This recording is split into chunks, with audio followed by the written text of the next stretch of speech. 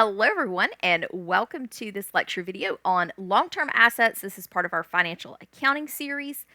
In this lecture, we are going to talk about the long-term assets that are used in a company's operations. Now, the key thing that distinguishes our long-term assets from inventories and other assets is that we are going to use these long-term to help the company generate revenue, doing whatever they are in business to do. And the primary type of long-term asset is going to be plant assets, also sometimes called fixed assets or property, plant, and equipment. Some of the most common examples are going to be things like land improvements, buildings, equipment, machinery, vehicles, office furniture, and things of those nature. Again, it's the things that we use in the business to generate revenues. Okay. Now, when we are recording an asset, we are going to use the historical cost principle, which means that we are going to record that asset at cost. Now, typically that would mean whatever we pay for the asset, could be sticker price, whatever. We are, however, allowed to include in that base cost any costs that are incurred to get that asset ready to use and ready to go. Some of the things that we're going to commonly see included are going to be things like taxes, title fees, legal fees, installation cost, those types of things. Anything that we have to do prior to using the asset. Now, if we incur cost after we're already using the asset, things like repairs and maintenance and that type of thing, that will be expensed immediately. That cannot be recorded as part of the asset's cost. But things that we do ahead of time before we start using the asset just to get it ready to go, we are allowed to capitalize that and include that in the cost of the asset. Now, because we use the matching principle, what we're going to do is when we purchase that long-term asset, we are going to record it as an asset on the balance sheet. But we do need to match the cost of the asset against the revenues that it's going to help to generate. And we use a process called depreciation to do that. Now, remember, depreciation means something a little different in accounting than it means outside of accounting. When we use the term depreciation, we are simply referring to a cost allocation. We are taking the cost of a long-term asset and we are spreading it across the accounting periods for which we are planning to use that asset. Now, the good news about recording depreciation is that the journal entry pretty much always looks the same for depreciation. We are always going to debit depreciation expense and we are going to credit accumulated depreciation for whatever the asset might be. I've used equipment as an example here, but if it were a building, it could be building, whatever the asset is. This is what the entry is going to look like. Now, one thing that you want to note here is we are crediting this accumulated depreciation account, which is a contra account, okay? It's a contra asset account, meaning that it carries a credit balance rather than a debit balance.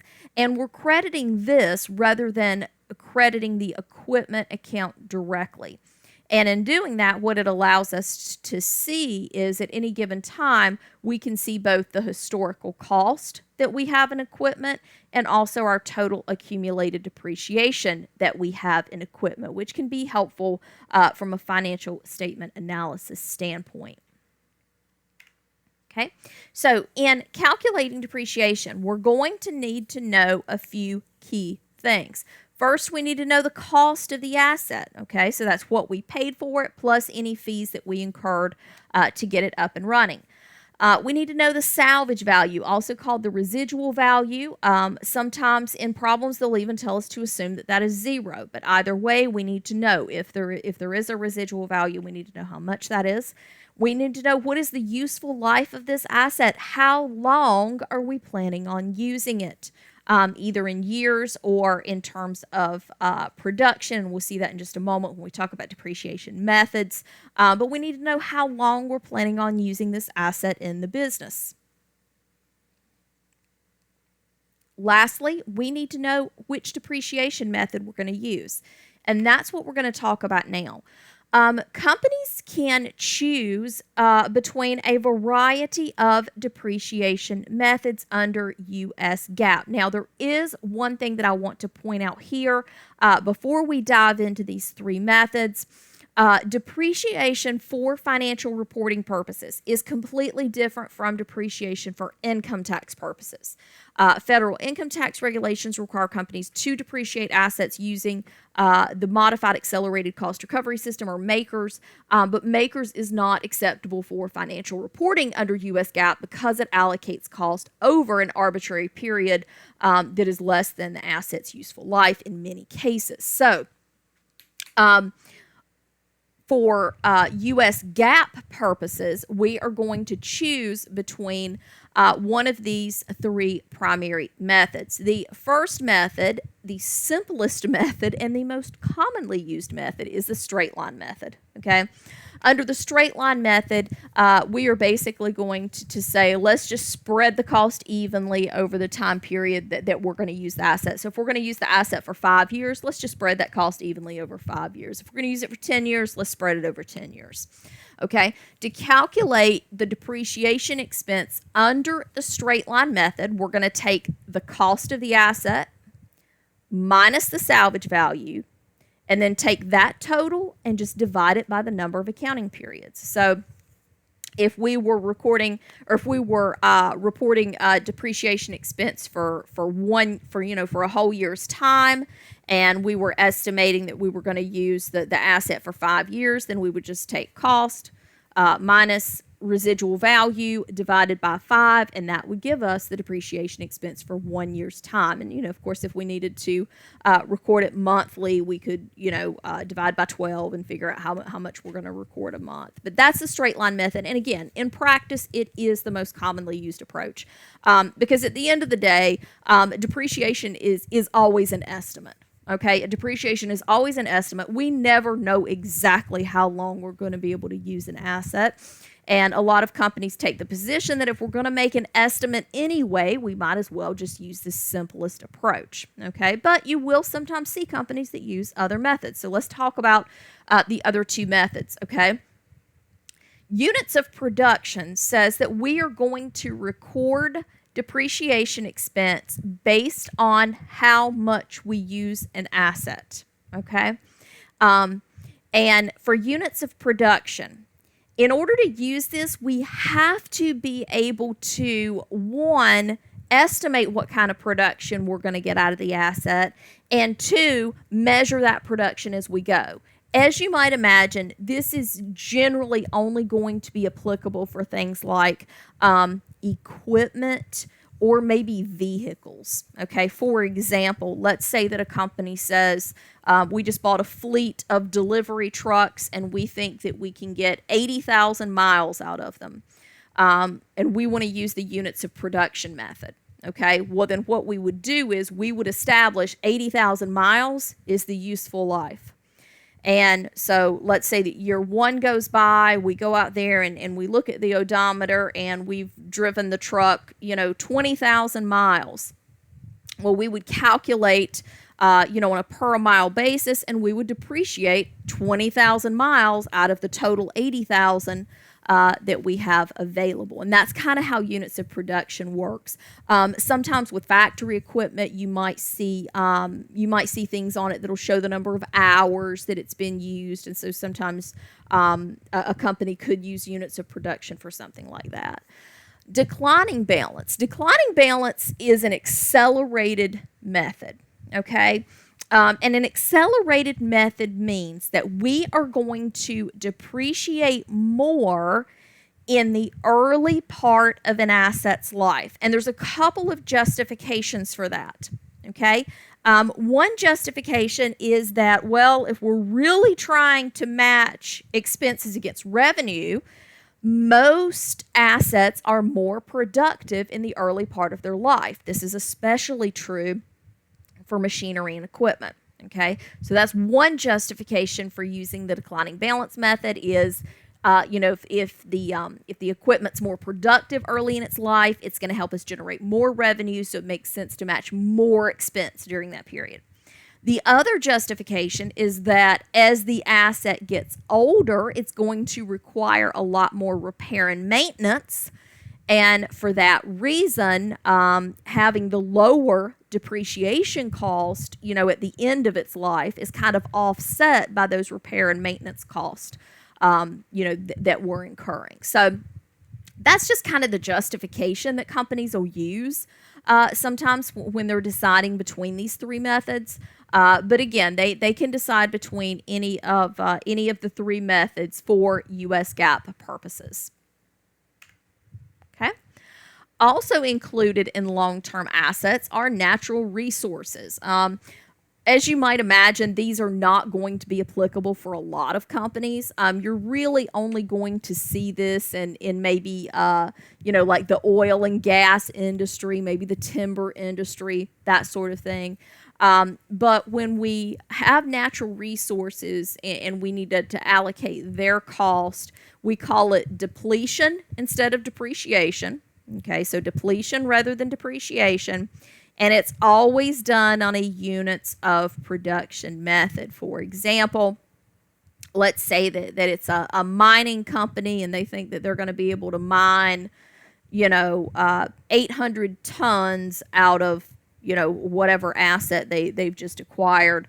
Then you would allocate the cost of that asset, divide it by 800 tons to figure out how much you're going to allocate per ton. And then every accounting period, you look and say, okay, well, how many tons did we mine out? And, multiply that by the cost per ton, and that gets the amount that you're going to depreciate for a given accounting period. Again, only applicable in certain industries, but still important to note. Okay, the last type of long-term asset that we are going to talk about are intangible assets. And most companies will carry these, especially big companies. Intangible assets are those long-term assets that lack physical substance. They typically convey benefits through rights, privileges, and competitive advantages. Some of the more common examples include patents, copyrights, franchise rights, trademarks, brand names, goodwill, right of use assets. Okay. Cost allocation for intangible assets other than indefinite life intangibles like goodwill is called amortization, and it's recorded on a straight line basis over the useful or economic life of the asset not to exceed 40 years. And normally the useful or economic life of the asset would be much shorter than 40 years. And when we're deciding, on how we're going to amortize the asset, if the useful life is shorter than the economic life, then we use useful life, and if the economic life is shorter, then we use economic life. So we use whichever one is shorter, as that's going to be the most conservative approach, and we're going to just spread the cost evenly, basically straight line over that time period that we've established. Now, as noted, if it's an indefinite-lived intangible asset like goodwill, it will not be amortized, and instead it will be periodically assessed for impairment. Now, for anyone who may not be familiar with goodwill, in accounting, goodwill occurs when we acquire another company and we pay more for that company than the value of their net assets. That premium that we pay for the company gets capitalized on our balance sheet as goodwill. And normally this occurs because, maybe the company that we're acquiring, we feel like there is some sort of inherent value there that is not represented on the balance sheet, okay? It could be the company's reputation. It could be their existing customer base. We have some reason to feel like they're worth more than what it says they're worth on paper, okay? And so that's what goodwill is. It's that premium that we pay when we're acquiring a company that is beyond the value of their net assets. And so again, goodwill is not amortized. Instead, it is periodically assessed for impairment. So as a quick summary for our long-term asset cost allocation, we have three types of long-term assets. We have our plant assets or fixed assets. These are our property, plant, and equipment. Cost allocation is referred to as depreciation, and companies can choose between the straight line method, the units of production method, or a declining balance method. Natural resources, these are things like timber, oil, gas, and minerals. Cost allocation is referred to as depletion, and we use a units of production basis. Intangible assets. Cost allocation is referred to as amortization, and the companies use the straight line basis over the asset's useful or economic life, whichever is shorter. And again, for goodwill, we do not amortize at all. So that's a quick summary for how we account for long-term assets. Thanks for watching.